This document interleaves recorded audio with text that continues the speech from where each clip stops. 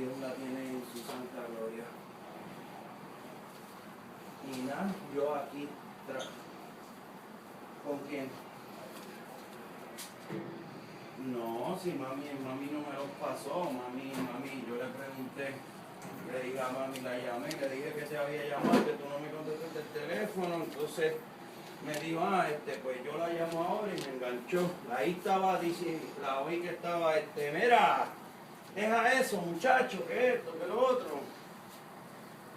Y no sé con cuál era que estaba peleando ella. Está terrible, está terrible.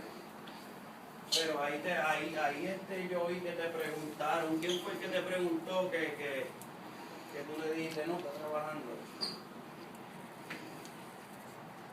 ¿Quién, Ana?